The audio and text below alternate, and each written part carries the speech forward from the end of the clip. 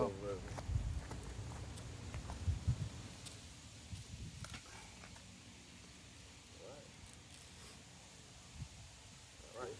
All right, Shalom. We are the Hebrew Israelites from the Indianapolis camp of the Great Millstone, and we're here to give all praises, glory, and honor to Yahweh, Bahashem, Yahushai, Bahashem, Makakwadash. double honors to apostles and elders of Great Millstone who rule well in teaching us this 100% truth. Salutations to them and our fellow occupants who labor in this truth week in and week out on the highways and byways. Also salutations to the hopeful elect of the scattered 12 tribes of Israel, scattered to the four corners of the earth, that be like unto the circle bird. To you we say shalom. Shalom. All right, let's get right into it. All right, this is Isaiah 45 and 7. No, 17, excuse me. Isaiah 45 and 17. It says, "But Israel shall be saved in the Lord with an everlasting salvation. Ye shall not be ashamed nor confounded, world without end." Con is talking about the nation of Israel only is going to have everlasting salvation. That's us going and having an immortality when Yahweh Shah comes back to lay this place to stubble, okay? When I say this place, that means Babylon the Great, a.k.a. America. It says, ye should not be ashamed nor confounded, world without end. That means we will never be back in this low state again once he comes back to save his people, okay? To be elect, is elect of Israel. That's the 1/3, according to Zechariah 13 and 9, all right? Go ahead. This is Isaiah 14 and 1. It says, "For the Lord will have." Speak up. This is Isaiah 14 and 1. It says, "For the Lord will have mercy on Jacob and will yet choose Israel." God, he says he will have mercy on Jacob and yet choose Israel, okay? And he's having that mercy on us, okay? You know, as we're in this foreign land, subject to all the laws of Esau, Edom that are adverse to the scriptures, okay? He's having mercy on Jacob. And that's the 12 tribes of Israel, okay? Go ahead. And set them in their own land. That's us going back to our home, you know, and according to the curses of Deuteronomy 28:68, he said once he kicked us out and made us bondmen and bondwomen, which are slaves over here in Egypt, the house of bondage, America, he said that we would see it no more, okay? But we are going to be going back home, all right, in those new bodies, you know, immortality, in rulership, you know. We will be in rulership. As the scriptures say, when the righteous rule the world, is roughly paraphrasing. You got it? Go ahead. Yep. It's Proverbs 29 and 2. It's the book of Proverbs, chapter 29, verse 2. When the righteous are in authority, the people rejoice. But when the wicked beareth rule, the people mourn. God, that's just like you said, when the righteous are in authority, the people rejoice, okay? Right now, the wicked are in authority, okay? And they're mourning right now. Look at everything that's going on with the famine, you know, employment, inflation, you know, all of that stuff going on, all right? That's because the wicked right now, they're in the land, not ruling. Go ahead. Just like you said, who's in rulership right now. This is Job chapter 9, verse 24. "The earth is given into the hand of the wicked." God says the earth is given into the hands of the wicked. Who is the wicked? Esau, Edom, according to Malachi 1 and 4. All right? I'm there if you want to get that real quick. You want that real quick? Yeah, go ahead and back that up and just so we can tell who the wicked is. This is Malachi 1 and 4. It says, "Whereas Edom saith, we are impoverished, but we will return and build the desolate places. Thus said the Lord of hosts, they shall build, but I will throw down, and they shall call them the border of wickedness, and the people against whom the Lord hath indignation forever." God, see, Edom was the only nation of people called the border of wickedness. You know, like they said, they're going to return and build the desolate places. That's, you know, the fear when they came out of the dark ages, you know, rebuilding everything, okay? And they think that they were going to rule forever. That's not the case. The Lord said he's going to throw down, all right? And destroy these places, which is where we're at right now, all right?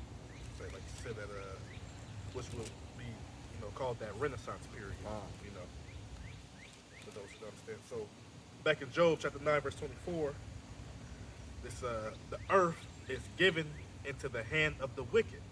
He covereth the faces of the judges thereof. If not, where and who is he? God, he says he covered the faces of the judges thereof. And the scriptures clearly give us a description of what Yahweh and Yahweh Shai look like, okay? In Daniel 10, 5, and 6, and Revelation 1, 13 through 15, okay? He doesn't look like what we call him on board, that nigga.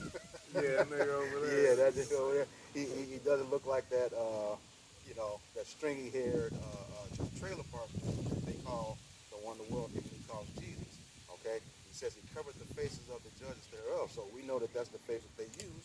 But who's the judge? Well, the head judge is Yahushua, according to John 5:22. All right? Because the scriptures say, the Father judges no man, he commendeth all judgment unto his Son. Okay? So we know who they covered him with. And by that, now we know who covered him. We know where you are. We know who you are. Esau, Edom. All right? All over the world. You know, you got your embassies. You know, you occupying all these other countries with your embassies. You know, you never stay at home, according to Habakkuk. You know. Got that for you real quick. Go ahead. This this first Maccabees chapter 1, I'm gonna start at verse 7, the points at 9. So Alexander reigned 12 years and then died, and his servants bare rule everyone in his place. And after his death, they all put crowns upon themselves, so that their sons after them many years, and evils were multiplied in the earth. God, we know that evil is all over the earth right now because of this red man known as Esau Edom. Okay, it's all over the place. You know, they go and push their democracy philosophies all over the world. You know, going in, robbing folks, taking their resources. You know, you got these rings of how will we say atrocious acts against children. You know, going over all the world. Okay, those are the things that they're doing. You know, that's how we know that the earth is given into their hands, because those same things are going on everywhere, and they leave their mark when they go and do stuff. You know, changing stuff to their names. Okay, moving landmarks. Those things are the such. Okay. Is what happened? No, you don't have to get happy. Okay. Let's get back to his Isaiah 14:1. This is Isaiah 14:1. It says, "For the Lord will have mercy on Jacob, and will yet choose Israel, and set them in their own land. God. And the strangers shall be joined with them, and they shall cleave to the house of Jacob." God, and those strangers are the Israelite foreigners. Okay, you so-called other nations want to call yourselves the strangers. You forget there's two types of strangers and two types of Gentiles. But the strangers that we're talking about are the ones in Ephesians 2:11 and 12. Somebody get that? Ephesians 2. Yeah, 11 and 12. Those are the strangers. I got it. I got First Peter. You got 1 Peter 2? Okay. This Go is ahead. the book of Ephesians, chapter 2, verse 11. "Wherefore remember that ye, being in times past Gentiles in the flesh, who are called uncircumcision by that which is called the circumcision in the flesh made by hands." God, so when we were in times past called Gentiles, okay, that's because we took on the customs of those nations that we were scattered to, okay? And now that they were coming back to their heritage in their time as we are in our time, you know, we are of the circumcision, all right? Verse 12. That at that time ye were without Hamashiach, being aliens from the commonwealth of Israel, and strangers from the covenants of promise, having no hope, and without the Most High, Yahweh Hashem Shai, in the world. God, so what pretty much just saying, you know, without Yahweh Shah Hamashiach, you know, we just out there, okay? And we're strangers, just like the scripture said. And that goes back into that stranger that he was talking about in Isaiah chapter 14, verse 1, okay? So those strangers are Israelites, not people of other nations, all right? Salvation is only for the nation of Israel. Yes, something in 1 Peter, Okay. Try Isaiah 4. Isaiah 4, 45. 45 and 4. Yes. Okay, yeah. This First Peter chapter 1, verse 1, and the title says, "A living hope and a sure salvation." Peter, an apostle of Yahushua HaMashiach, to the strangers scattered throughout Pontus, Galatia, Cappadocia, Asia, Bithynia, elect according to the foreknowledge of the Most High the Father, through sanctification of the Spirit unto obedience and sprinkling of the blood of Yahushua HaMashiach, grace unto you and peace be multiplied. So you sent to those strangers that were scattered. Okay, that's talking about the nation of Israel. We were strangers. We were strange to our homeland. Okay, which was the nation of Israel, born away from that, born into the other customs, just like us here, born in the United States. You know, strangers to our homeland. Okay, not knowing our original language, not knowing our original heritage, but now we're coming back to it. Okay, you have some more to add on to that? So when it said elect, that's what I want you to do. Okay, this is the book of Isaiah chapter 45 verse 4, and it reads, "For Jacob my servant's sake, and Israel mine elect, I have even called thee by name, I have surnamed thee, though thou hast not known me." So like I was saying, when it said elect according to the foreknowledge, this is the elect of the nation of Israel. Like you said, Israel, mine elect. So it's not the body of believers, all the other nations who say they believe in Jesus Christ. No, it's not those people. It's the chosen, the elect of the nation of Israel solely. That's who salvation is only promised to. It's not promised to anybody else who, oh, I believe too. You know, no, you don't believe. Because when we go into these scriptures and we bring out the truth of the matter is, you come against us because it's in your spirit that you are against, in that verse, to the truth of Yahweh Shem Shai. So that's why I said elect, who he had foreknown, who he put his name on, his elect. Again, like we're speaking of, it's the nation of Israel. And Precept. I wanted to get these next two verses. Okay, sure. Back in 1 Peter chapter 1, verse 3, blessed be Yahweh Shem Shai, Father of our Lord Yahweh Shai HaMashiach, which according to his abundant mercy hath begotten us again, right? Again. Meaning you have to be at the point in time before to come back again. Right? So like I said, going to that returning. You can't return to a place that you've never been before. So those who are being brought back according to the abundant mercy to Yahweh Shem Shai is the Israelites, being namely the elect of the nation of Israel in this time. It says, unto a lively hope by the resurrection of Yahweh Shai HaMashiach from the dead, to an inheritance incorruptible and undefiled, and that fadeth not away, reserved in heaven for you. So like how we understand that, let's say you should be saved with an everlasting salvation, world without end. There'd never be another time period when we see the kingdom, under Yahweh Shai, King David, the elect, and so forth and so on. That kingdom that's going to be given unto us will last forever and forevermore. There'd never be a time period where we'll fall short, we'll sin against Yahweh Shem Shai, and he got to punish us again, because the law, statute, commandments will be written in our inward part. We will never sin again against Yahweh Shem Shai, meaning what? We'll never receive death, and we'll never transgress the laws to be punished, to have the kingdom taken away from us. Right? He says, to an inheritance that's incorruptible, right? This corruptible must put on incorruption. This mortal must put on immortality. In the twinkling of an eye, we shall all be saved. Well, we shall all be changed. But at the end of the day, as the scriptures say, all Israel shall be saved. So all of the Israelites are going to have that incorruptible body. That undefiled, and say that fadeth not away. Remember, our kingdom will never fade away. If is that Daniel 7 and 18? I can get it. So Daniel, he says Daniel 7. Get that real quick, and I'll get this last verse. It say verse 5, who are kept by the power of Yahweh Shem Shai through faith. They talk about us being faith-based Israelites, but they say through faith. Right? Because without faith, it's impossible to please him anyway. Right. Unto salvation, ready to be revealed in the last time, and we are in the last times right now. So we waiting for all these prophecies to be revealed, and ultimately that last and main revelation is going to be what? The destruction of this place, and then the salvation of the elect of the nation of Israel, and Israel being put up on top forever and forevermore. He's got it. He got it. Daniel 7:18? Yeah. This is the book of Daniel, chapter 7, and verse 18. It says, but the saints of the Most High shall take the kingdom and possess the kingdom forever, even forever and ever. So that's going to it being incorruptible, it being undefiled, ultimately being what? That it never fadeth away. Meaning we'll always be present in the kingdom. So it'll never be given to another. In any given time, any given facets, the nations will always be subjected underneath us, because we're going to be those righteous rulers by promise that he promised to Abraham, Isaac, and Jacob, and then to the rest of the descendants.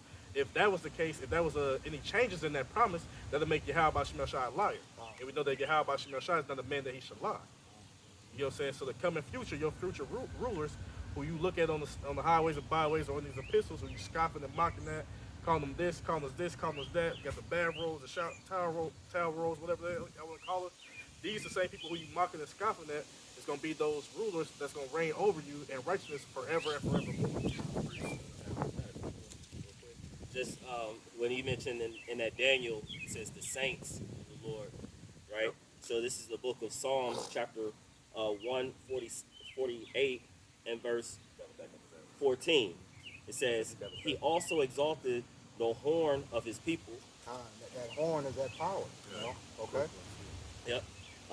The praise of all his saints, even of the children of Israel, a people near unto him. Praise ye the Lord. God, so those saints are the nation of Israel, okay?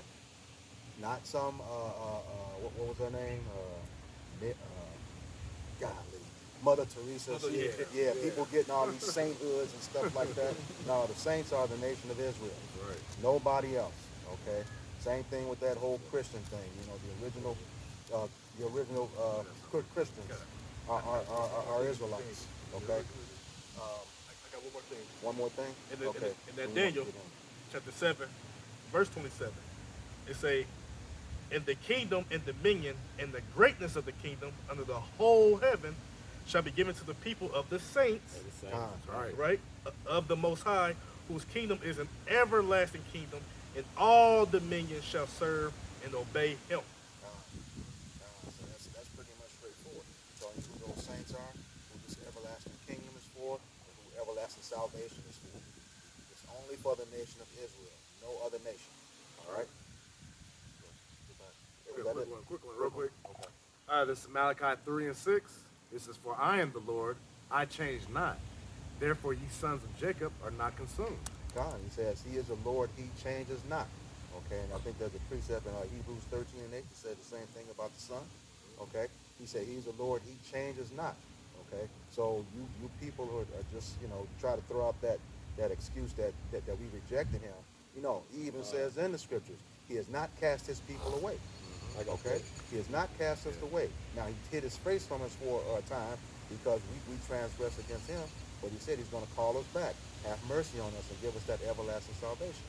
All right, because ultimately what? It was made for us, the children of Israel, to go off, God. to complete what? His storyline, the movie that the Lord set up. God. All right, so that's why he is going to have mercy on us, because he's the one that caused us to go off. God. If you really look at it, because he's in control of everything, you know? So the game is rigged. So Exactly, yeah. Yeah, you know? That's right. Okay. You say you had something you want? Did you want that Hebrews? Yeah, Hebrews, just to back up the time. Then we get back to shocking. This is Hebrews chapter 13 and verse 8. It says, Yahushua HaMashiach, the same yesterday and Right. today and forever. So it's pretty much like father, like son, you know? He does the same thing. He tells us that in, I think it's Exodus 23, 21, 20 and 21. You know, he's going to, somebody want to get that for me right quick? So Exodus 23, 21. Yeah, I'm on my hand. Okay. I got it. Go ahead. This is Exodus chapter 23, beginning at verse 20. Behold, I send an angel before thee to keep thee in the way and to bring thee into the place which I have prepared. God. Beware of him and obey his voice. Provoke him not, for he will not pardon your transgressions, for my name is in him. God says, for my name is in him. So that right there proves that the true names are Yahweh and Yahushua. Okay? He says, my name is in him. You want to keep going? Verse 22. But if thou shalt indeed obey his voice and do all that I speak. See, he says right there, do all that I speak. So that there proves that, you know, the Father and the Son are two different entities. Okay? And he does the will of the Father. He says he will do the things that I speak. You know, just like his servants did. You know, like he says, he spoke by the mouth of the prophets from the beginning. Okay? He's not going to come down off his throne and do these things himself. That's what he has us here for. His servants, the prophets, okay? Just like what he's telling you right here. Keep going. It says, then I will be an enemy unto thine enemies, God. and an adversary unto thine adversaries. God. So that's the thing, you know, as long as, you know, we obey him. He said, do the things that I speak, you know, that he speaks on my behalf. That obedience, he's going to cover us all the time. Okay, and that's what we're coming back to. That's what this world is afraid of right now. You have his sheep are hearing his voice right now. We're turning back to the law, statutes, and commandments. We're repenting, having that faith, doing this work. And those are the things he wants us to see. He said that we will remember the ways of our forefathers that sinned against him. And that's true. When you read the scriptures, you're like, man, why do we go off so much? Why did they go off so much? We blaming them when that was actually probably us in the past life, if you can receive that. Okay? But here again, it is the thing is we are remembering the ways of our forefathers who sinned against him, and we're turning away from that, turning away from our wicked ways and calling on his name in this land of our captivity, all right? Yeah, quick one, back up what you were saying. This is John 12:49. It says, "For I have not spoken of myself, but the Father which sent me. He gave me a commandment, what I should say and what I should speak.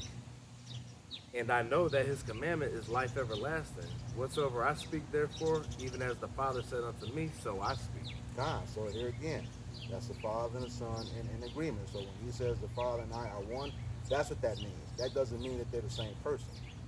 Just like we brought out before in John 5:22.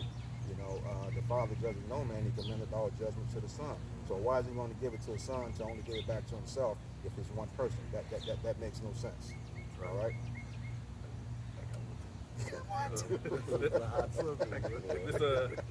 Just to make that point. Matthew 17:5. While he yet spake, behold, a bright cloud overshadowed them, and behold, a voice out of the cloud which said, "This is my beloved Son, in whom I am well pleased. Right. Hear ye him." God, so he's telling listen to what what I tell him. You better listen to it. Go back to the angel. Yes, going back to the angel. Going back to the angel, because he said he will not pardon your transgressions.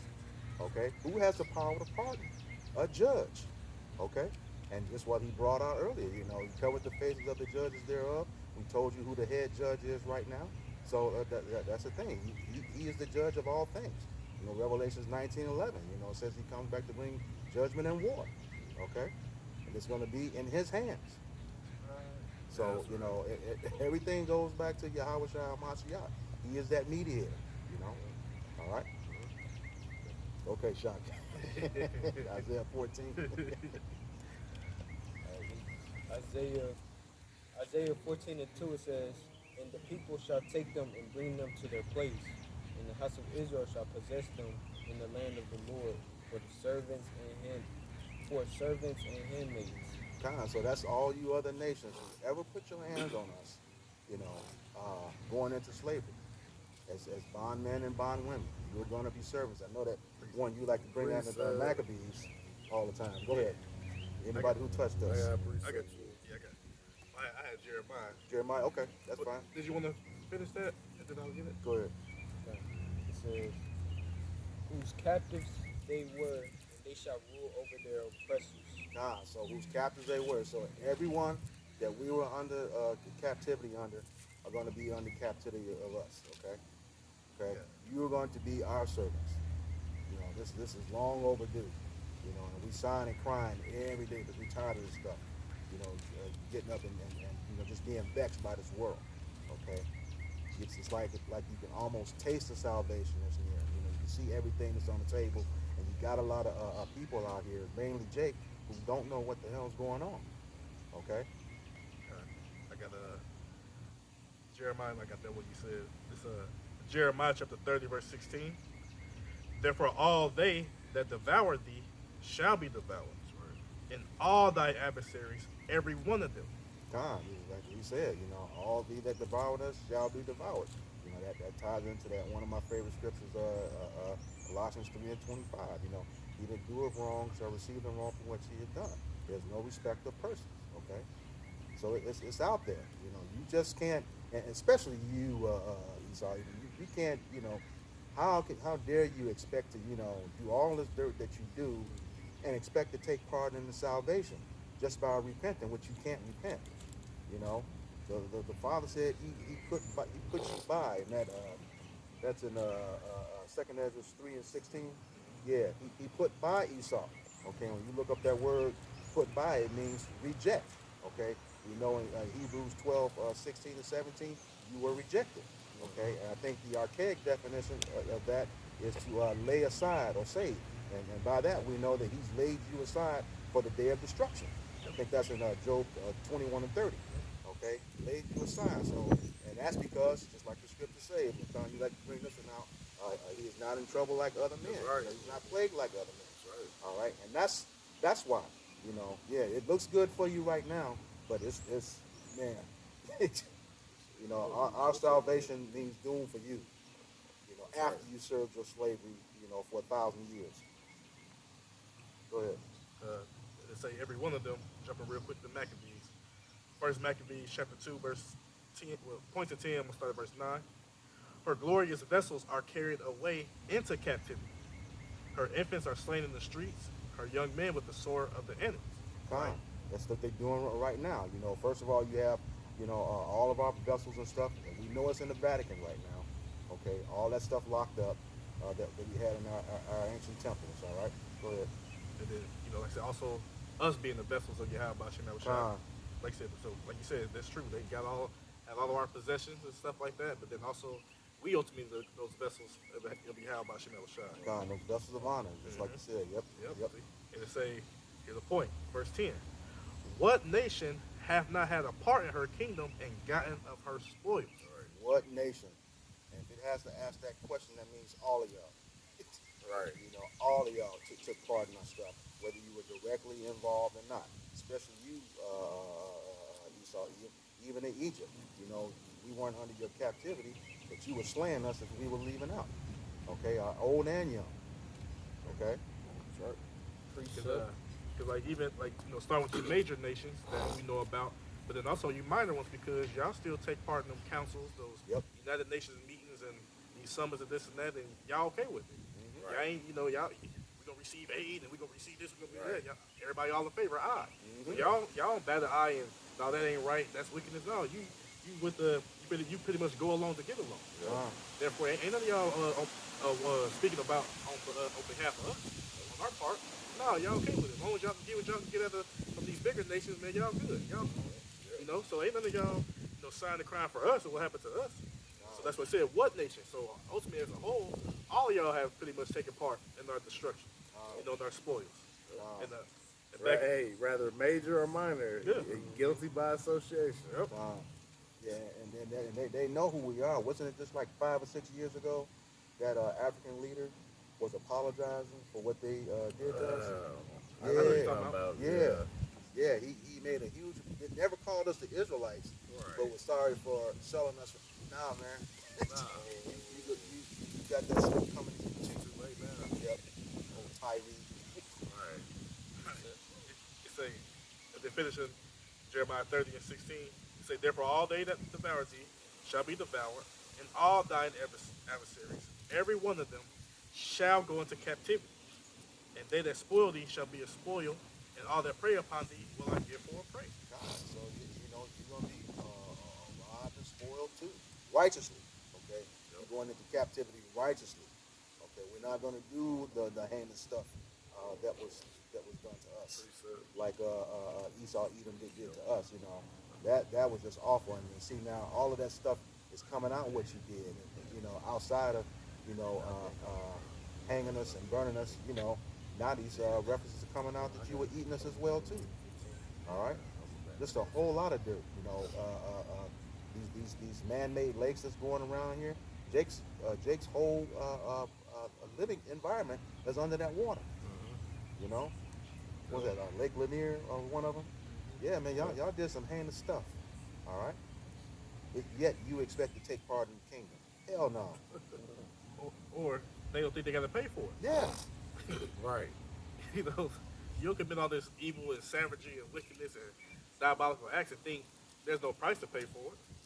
You know what I'm saying? The same thing that happened to us for our wickedness and our transgressions. But what the hell you think gonna happen to you? Right. Right? And then in the scripture speak about the heathens, it say the Lord scourges y'all 1,000 times more. So if he did this to his only people that he cared about and loved, what the hell you think he gonna do to you for people that he sees as nothing? Less than nothing. You know? Just to make that point, yeah, you know, it's a price to pay, and best believe you're gonna pay the piper. You gonna, I got we got something too. Right? okay. All right. Finish that, Isaiah. This is Isaiah 14:3.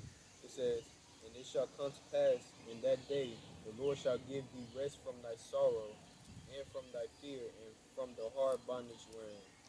He says he will give us rest from our sorrow. And that goes back into that opening scripture that we will never be ashamed again, okay?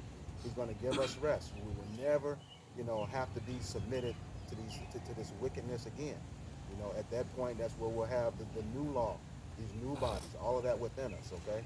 Okay, we will be in rulership, all right? People will be serving us, okay? So, yeah, I mean, yeah, it's coming.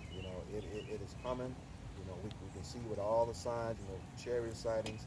You got World War III on the table. You got MOTV on the table. They just came out of this meeting in Switzerland. We're waiting to see what's going on with that. But we know we're going to have the opportunity to apply it to the scriptures and prophecy. Okay. So with those things being in place, we know that salvation is nearer than what we believe. All right. This is Deuteronomy chapter 30. I start at verse 3. It says, "That then the Lord thy power will turn thy captivity and have compassion upon thee, and will return and gather thee from all nations whither the Lord thy power has scattered thee. If any of thine be driven out unto the outmost parts of heaven, from thence will the Lord thy power gather thee, and from thence will he fetch thee." So what he's saying there, he's going to take away our captivity. Take us from under these wicked rulerships, and he's going to gather us from all nations where we were scattered to, and that was to the ends of the earth, according to Deuteronomy 28:64. Okay, he scattered us everywhere. So for you nations that try to use that Revelations 7 and 9, saying he's talking about the other nations, no, that's talking about the nation of Israel, where we were scattered to, where we had to learn other tongues and other customs. Okay. That's talking about Israelites by blood. So that salvation, that captivity he's turning, that gathering he's going to do, is not concerning any other nation outside of the nation of Israel. Okay? Verse 5, it says, "And the Lord thy power will bring thee into the land which thy fathers possessed, and thou shalt possess it, and he will do thee good, and multiply thee above thy fathers. And the Lord thy power will circumcise thine heart, and the heart of thy seed, to love thy power with all thine heart, and with all thy soul, that thou mayest live. And the Lord thy power will put all these curses upon thine enemies, and on them that hate thee, which persecuted thee." So that's pretty much going to what the brother just read in Isaiah 14. He's backing him up on that. We're going to go into that land that he promised us from the beginning. Okay? Back to our homeland. Okay? He's going to multiply us above our fathers. Everything that we lost, just like he did with Job, we're going to have that, 100-fold over. Okay? All those riches. We'll never have to be in need or want for of anything. And he said he will circumcise the heart. Okay, that circumcision of the heart is that new law. The law being within our inward parts. Okay, all right, and it's going to be with us, and it's going to be with our seed after us, and the seed after that. Forever. All right. Here, I'll just do this last one real quick. Verse 8, Deuteronomy 30 and 8, it says, "And thou shalt return and obey the voice of the Lord, and do all his commandments which I command thee this day." And pretty much he said, "We shall return and obey the Lord." That was the opportunity we had the first time, but blew it. Yep. Okay? And obey the voice of the Lord. That's what it was all about. Obedience to our covenant that we made. And the scriptures say obedience is better than any sacrifice. Sure. Okay? And he says that we will do all his commandments which I command thee this day. Okay? And then because it's going to be on our inward parts, we will never be able to go off again in those bodies that will never be corrupted again. All right? All right. I appreciate that. Okay. Somebody keep the order for me. Wow. I'll just go to you, bro. Just real quick. This is the book of Jeremiah, chapter 23, verse 7 and 8. It says, therefore, behold, the days come, saith the Lord, that they shall no more say, the Lord liveth, which brought up the children of Israel out of the land of Egypt, God, but the Lord liveth, which brought up, the Lord liveth, so like it, which brought up, and which led the seed of the house of Israel out of the north country, and from all the countries whither I had driven them, and they shall dwell in their own land. God, you said the seed of Israel out of the north country. What's the north country? That's here Babylon the Great. You know, and all of you said all the lands where he have driven us. That's what, you know, like, and then Deuteronomy 28:64. We were scattered into the ends of the earth. See, we're everywhere. You know, all over the earth, and he's going to gather us from the four corners of the earth. Okay, and bring us back. Read that beginning Yeah. part real quick. It says, this is Jeremiah 23, verse 7. Therefore, behold, the days come, saith the Lord, that they shall no more say, the Lord liveth, which brought up the children of Israel out of the land of Egypt. Right, because we're gonna, well, eventually we're no longer gonna teach that, right? We're gonna know who our power is, all Yep. right? Because the Lord gonna give us the heart to understand, you know, all of Israel, you know, in the kingdom. We're gonna totally know what's going on. Then the story's gonna change until what? Go ahead. Yep. But the Lord liveth, which brought up and which led the seed of the house of Israel out of the north country, and from all the countries whither I had driven them, and they shall dwell in their own land. Yep. See, that's what we'll be talking about. Wow. Kingdom. Yep. The new deliverance. You know. You know. They just want to make that point. Yep. All right. This is Go ahead. okay. This is Jeremiah chapter 3, start at verse 22. Return, ye backsliding children, and I will heal your backsliding. God, he says, return ye backsliding children, and he will heal our backsliding. That return is essentially repenting. Okay? Turning back, admitting you were sorry for your transgressions against Yahweh Bashem Yahushai. Okay? Hey, and who can backslide but the children of Israel? God. The ones that were given the law, statutes, and commandments to them of the Most High, man. We the ones doing the backslide. These other nations weren't even given the opportunity to backslide. Backslide from what? When they weren't given anything. God. That's why it's all about the nation of Israel. God, that goes into Amos 3:1 and 2. You know, according to your point, he's the only family we're the only family that he's known, the Yep. nation of Israel. That's right. All right. Now I looked up that backsliding means to be idolatrous. So it say, return ye backsliding children, and I will heal your backsliding. Behold, we come unto thee, for thou art the Lord, Yahweh Bashem Ashai, our power. God, like you said, our power. Okay? Our power, the nation of Israel. Joel 2:27. You know, he says he's in the midst of Israel, none else. You know, just roughly paraphrasing. Okay, he's only the God of Israel. All right? That's all he was coming to save. That's all throughout the scriptures. So I don't know where these other nations get this from. All right? Oh, next verse for you. So, this is what you said. Verse 23. It says, truly, right? So for sure, without a doubt, in vain is salvation hoped for from the hills. Oh, yeah. Hey, read that one more time. Hey, just in case y'all didn't hear this. Just in case. Say it with your chest. Jeremiah 3:23. Truly in vain is salvation hoped for from the hills and from the multitude of mountains.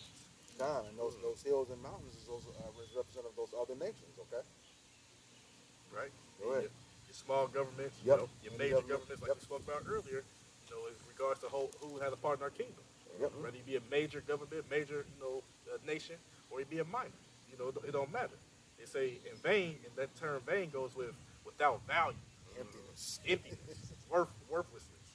And we can go home. It say, truly in the Lord Yahweh Bashem Ashai, our power is the salvation of Israel. How much plainer does it get than that, you know? That's right. That sums it up. It's only for the nation of Israel, no other nations. You know, you all are going to be under subjection to us when it's all said and done. And you know it's coming. You know, Yep. it's in your spirit. You know, we don't need no CRT. These scriptures are enough. You know? I was just looking up truly. It said certainly, surely, truly, verily, indeed. It's a strong with a strong assertive force. But indeed, but in fact, emphasizing the contrast. So, like we said earlier, the Lord is not a man that he should lie. So he said, truly, the salvation is hope from the hills. But truly, the salvation is ultimately going to belong to Israel. Yep. There's no hiccups. There's no gray areas. There's no sidetracking. No, he made that promise from the beginning, and he's gonna keep his promises. He's not gonna lie. That'll make him an unrighteous power to say, "Surely I did this and that." Just like the book of Hebrews, like he told to our forefather Abraham, he said he swore by himself. Yeah.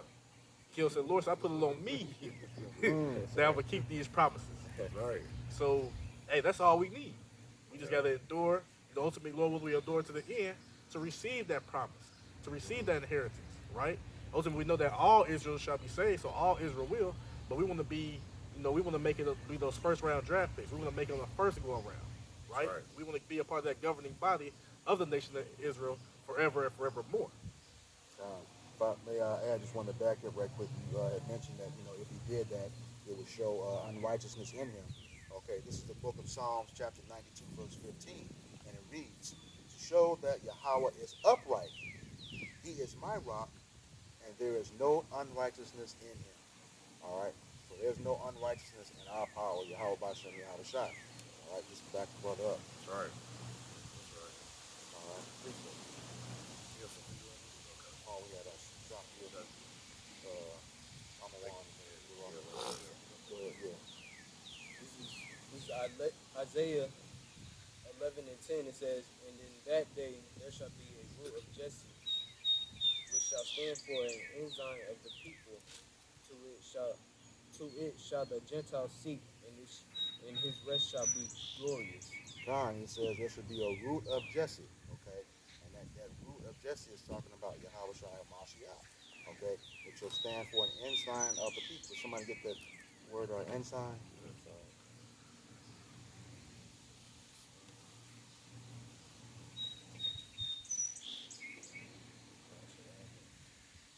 Got an ensign, a flag or standard, Okay. indicating nationality. Okay. Yeah, banner in it. Banner, okay. Yep. All right. Yeah, he said that says standard. He says, which shall stand for an ensign to the people. And you said a banner, okay. Now we know we talk about lifting up the banner, which is the scriptures, okay. And he says he comes in the volume of the book. It is written of me. All right. You got something to add? I got something to add. Yeah. You said you got something? Yeah, ultimately, our Lord Yahweh Shai being an ensign, all right, he's that sign of salvation. All right, he's the one that we look to for salvation and deliverance from this wicked kingdom. All right, those are who those Gentiles are. Israelites who once didn't know they were Israelites. All right, and then when the Lord came on the scene, he brought back those Gentiles back unto the good graces of Yahweh Bashem Yahshai. All right, by giving them the truth. All right, and ultimately they seek to him, and we were once those Gentiles as well. All right, because at one time we didn't have the truth. All right. So he's the one that we're seeking to or looking forward to receive salvation and deliverance. All right. Yeah, can I add to your definition? Ensign. Yeah, go ahead. It's ensign. It's in the Merriam-Webster dictionary. Just go straight to the point. It's a badge of office, rank, or power. Yep. Okay. Yeah. So it's going when Yahweh Shai returns and he gather the elect. He's going to also establish the rank, the order, the power upon the earth, which it would start with Yahweh Shai, King David, the 144,000, and then the multitude of Israelites that would then be gathered. Yes, It's Isaiah 11:11. It says, "And it shall come to pass in that day that the Lord shall set his hand again the second time to recover the remnant of his people, which shall be left from Assyria, and from Egypt, and from Pathros, and from Cush, and from Elam, and from Shinar, and from Hamath, and from the islands of the sea. It's a lot of things. So, I don't know. Did you finish reading it? I thought it was just, I didn't hear you finish it. Oh, okay. Okay. actually, I don't know. Yeah, So- yeah. I don't remember. Did you read the whole thing? I'll reread it. Just reread it real quick. Okay, just read make it. sure. This is Isaiah Alright, 11 and let's 10. do It this. says, "And in that day there shall be a root of Jesse, which shall stand for an ensign of the people. To it shall the Gentiles seek, and his rest shall be glorious." God, and those Gentiles are the nation of Israel that was scattered to the other nations. Okay, once we was scattered and took on the customs and language and the ideology of those other nations. So once we start to come back to ourselves, we're going to we're going to be seeking them. Once we learn our heritage, okay, and then he says our rest will be glorious because right now we're under the laws of other nations. The truth is, subject to those, and those laws are contrary to the laws, statutes, and commandments, which continue to keep us going on. So we're seeking Him right now, regardless of being in this place. And the scriptures tell us, in Micah 2 and 10, arise ye and depart. This place is not your rest. Okay, and that's not departing from Babylon the Great. That's departing from the ways of Babylon the Great. Okay, and that's what we're doing right now. Once being Gentiles. Okay, and I say once because we've turned back. We're calling on the true name, doing our due diligence to make the calling of our election sure, rehearsing the righteous acts, okay, increasing in faith, doing these works, doing everything that we're supposed to do within our power as our lot is assigned to come back to Him and seek Him, okay, all right, and like it says, by seeking Him, so that word seek is loaded with the things that I just said, okay, that's how we seek Him. And He says, and once we do that, our rest shall be glorious. Okay, and we hope that it is. That's why we can continue to say, hopeful elect. Even though we're doing all those things, it's still not guaranteed a spot on that chariot. Okay, so that's how you remain humble. Don't just do those things and say, well, I did my part. No, it doesn't work that way. You got to continually do it. Like He said, he that endures to the end shall be saved. Okay. I was just thinking as well, as far as like that ensign, and I think about it like also like a beacon. Yep. I had looked up beacon. It says the definition of a beacon is a person or thing that warns, guides, or offers support. And they say that root of Jesse, which we know is Yahweh Shai HaMashiach, it's a spirit of Yahweh Shai that's gathered its elect towards Him. And what the beacon does is it draws you towards it. It draws you to that light. And we understand that coming to the truth is being brought into this marvelous light. But all we do, we looking towards and we seeking Yahweh Shai HaMashiach. Saying that He's that beacon to the elect, right? It also said what? A thing that warns. Do we not send His prophets out to warn the people? Right? And then guides. Guiding through these scriptures, break it down for you, ultimately through the spirit of Yahweh Shai, He's guiding you. And also say what? To offer support. Because who's going to be that support in those perilous times that we're going to come into? Who's going to be that one that's going to be your refuge? Who's going to be that safe haven for when all hell breaks loose? It's going to be Yahweh Shai. So it was just something that I was thinking about when I looked at like a beacon, something that like an ensign, like a banner. You see a banner, everybody rally over here. It's like that beacon that you see that light, in that dark place. Hey, quick precept real quick. Yeah, Hey, that's in the end too. Matthew 5 and 14. It says, Yep, "You are that's the what light of the world. Yep. A city that is set on a hill cannot be hid." I'll go ahead and get through it real quick. "And neither do men light a candle and put it under a bushel, but on a candlestick, and it giveth light unto all that are in the house. Let your light so shine before men that they may see your good works and glorify your Father which is in heaven." Right. And that's like, hey, the Yahweh Shai, man, this wisdom, knowledge, understanding, man. Hey, we're the beacons of the Heavenly Father, man, right now. All right? You got something? Yeah, go ahead and get that precept. This is the book of John, chapter 8, verse 12. "Then spake Yahweh Shai again unto them, saying, I am the light of the world. He that followeth me shall not walk in darkness, but shall have the light of life." God, and we're in a world full of darkness. That's why our light is shining amongst men, man. You can see if you ever been in a dark room, even if you have a cigarette lighter or whatever, you light it up, it's gonna light the whole room up, man. When you're in complete darkness, man. And that's why I said, like I said, a city that is set on the hill cannot be hid, right? So you got that light at the top, that big, or a beacon. That's why they put that beacon up high, man, so you can see it right in outer darkness. That's what it say a lighthouse Yep. is an example of a beacon. Yep. Right? For those Yep. ships and those barges that's out there at sea, Yep. can't see anything. What they looking for? They looking for that light Yep, to, they know the shore's there. There's you know what I'm land. saying? Yep. To guide them. God. That's quote unquote like salvation if they got lost. You Yeah. know, same. That's how we look at Yahweh Bashim Yahushua, man. And His word. God. And to your point, that light is only going to shine by having understanding of the wisdom, knowledge, and understanding of these scriptures. That's right. Okay, it's Right. just like what I was saying earlier. I mean, we talked about that banner, by embracing that thing. That all ties together. All right. Oh, matter of fact, real quick, just real quick, you made a great point. Let me hold this real quick. This is here we go. This is Isaiah 8:20. To the law, to the testimony, if they speak not according to this word, it is because there is no light in them. There it is. Yep. There it is. Right there. That light comes from these scriptures. Yep. All right. Like I said, they're not speaking according to the word. That means how about you is not dealing with it. That's right. So like you said, that you in darkness and you looking for a way out there, refuge. Well, the best thing to be a refuge from that darkness is what? A light. Yep. And the people are in gross darkness, and we understand that the elect, the hopeful elect, gonna wake up to that marvelous light. They gonna wonder after that. When they talk about that tunnel at the end to be a light. So Yep. this is how your walk is. You searching for the truth. You in darkness in that tunnel, and then when you have Hashem trying to open your eyes, now you start to see that light at the tunnel, and what you do. Like I said, as that beacon, as that banner, it attracts you to it, and the Lord's gonna guide you into this marvelous light. Yep. Say my shit, say my voice. You got You just that? holding that? I was holding something. I got something. Go ahead. But, it has something to do with the light. Go ahead. This is 1 Thessalonians chapter 5 and verse 5.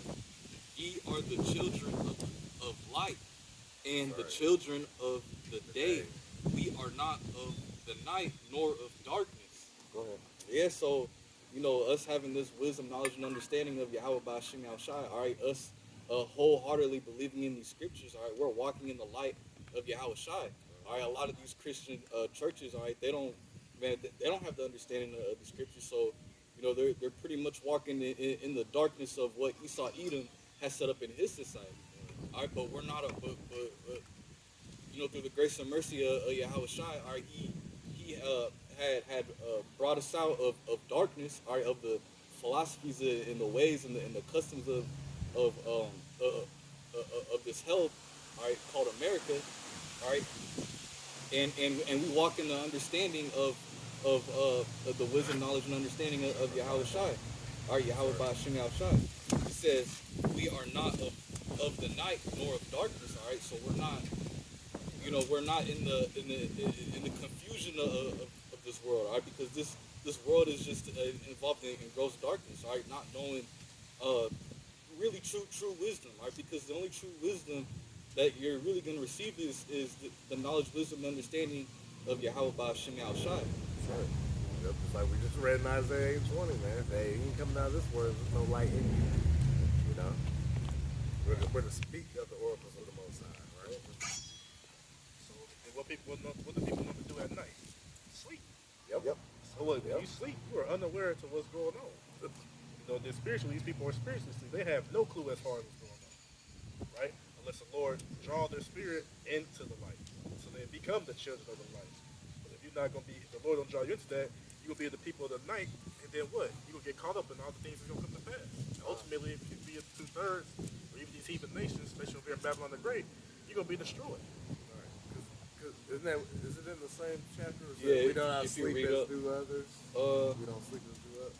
No, it's That's in First Thessalonians 5th chapter. oh yeah, I think that is. Is it in the? I think so. Read down. verse 7. Yeah. I'm just keep going. This is 1 Thessalonians chapter 5 and verse 6. It says, therefore, let us not sleep as do others, but let us watch and be sober. All right, so not to be drunken with the ways of this world, with not to be caught up with the bread and circuses of this world, or we have to, we have to be on our watch. All right. It says, "For they that sleep in the night, and they that be drunken are drunken in the night." All right. So the ones that's that's asleep are for example that their mind is just strayed from knowing the things to come that are prophesied in the scriptures. Also knowing the righteousness that comes out of these scriptures. All right. They're ignorant of all that. Right, and this is spirituality talking, man. Yeah. We're not up 24/7, not sleeping. It's talking about spiritual sleep, in a dead state, man, not knowing what's going on, And it says, "And they that be drunken are drunken in the night," because one thing that Babylon the Great promotes is just a lot of wicked philosophies that has our people drunk. Our people are drunk off the alphabet movement. All right, our people are drunk off of what Christianity. Our people are drunk off of what setting heathen rulers over them, like voting for these presidents. Our people are just caught up in the folly of this world. All right. And it says, verse 8, it says, "But let us who are of the day, all right, who are of the that are in the understanding of the scriptures," it says, "Be sober, putting on the breastplate of faith and love, and for an helmet the hope of salvation." All right. These are so the understanding of these scriptures. This is what we're supposed to arm ourselves with. We're supposed to constantly pray to the Heavenly Father, all right, to keep arming us with these gifts, all right, and having the helmet that hope for salvation, all right, to strive unto the truth, enduring to the end, all right, because where it said be sober. We're not trying to be drunken, all right, with the philosophies of this world. We're not trying to get caught up into what the world is caught up in. All right, we're supposed to be focused on what Yahweh B'Shem Yahushua wants us to be focused. All right, watching the prophecies. All right, making sure that we're examining ourselves, to the best of our ability on a day-to-day basis, man. Because it is a spiritual warfare, all right, according to Ephesians the 6th chapter. That's right. Yes, sir. Yeah, I had one. Go This ahead. one. Go ahead. Yep, real quick. This is the book of Jeremiah, chapter 3, verse 15. It says, "And I will give you pastors according to mine heart, which shall feed you knowledge and understanding." So as it's been displayed, and as we get further and further to those when we get into Jacob's trouble and those bad times start to really hit, people will then start to understand, who the true prophets of the Lord, that the Lord has actually sent forth to actually give the true knowledge, wisdom, and understanding of these scriptures. All right. That being said, we hope this lesson was edifying for the body. Once again, we want to give all praises, glory, and honor to Yahweh, Ba'Shem, Yahushai, Ba'Shem HaKadosh. double honors to the apostles and elders of Great Millstone who do well in teaching us this 100% truth. Salutations to them and our fellow Akim who labor in this truth week in and week out on the highways and byways. Also salutations to the hopeful elect of the scattered 12 tribes of Israel, scattered to the four corners of the earth, that be like to the speckled birds. You say Shalom, Shalom. Abba Babal, Abba Babal, Kwam Yasharala. Kwam Yasharala. All right, Shalom.